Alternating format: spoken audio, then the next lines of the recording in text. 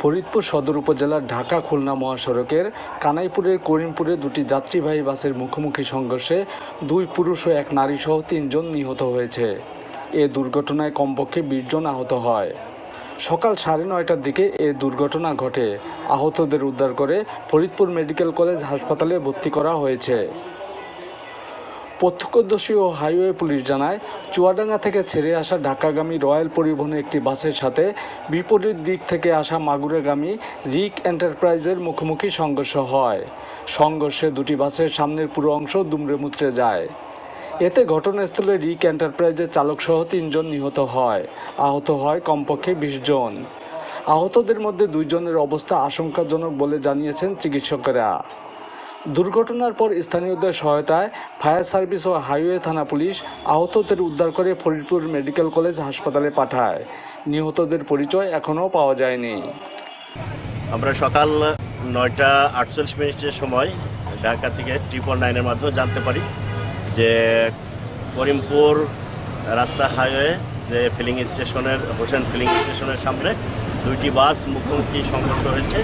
একটি বাস চুয়াডাঙ্গা থেকে ঢাকাগামী রয়্যাল পরিবহন এবং একটি রিকি পরিবহন, এটি ফরিদপুর থেকে মাগুরাগামী।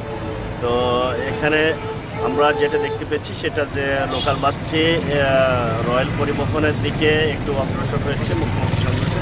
এর পরিপ্রেক্ষিতে রয়্যালটা নিচের দিকে পড়ে গেছে এবং মুখোমুখি সংঘর্ষের পরিপ্রেক্ষিতে আমরা শুনতে পেরেছি যে স্পটে আসার আগে যে 3 জন লোক মারা গেছেন।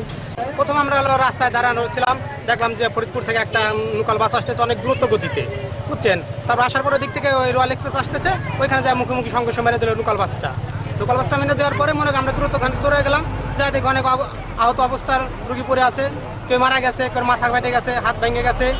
তারপরে মানুষ রয়্যাল বাসে একজন পুরুষ মারা গেছে, আর লোকাল বাসের ড্রাইভার আর হলো একজন মহিলা যাত্রী মারা গেছে।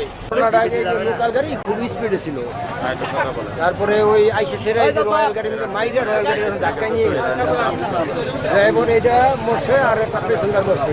তারপরে মনে করেন যে আপনার ওই রয়্যালের ড্রাইভার কামাই করে রয়েছে, আমরা লোকজন বাইক করে তারপরে হলো ওই ড্রাইভারে আধা ঘন্টা করে বাইক করছি। বাইক করার পরে ড্রাইভার এখানে কাটছে, বাইক করতে 40 মিনিট লাগছে।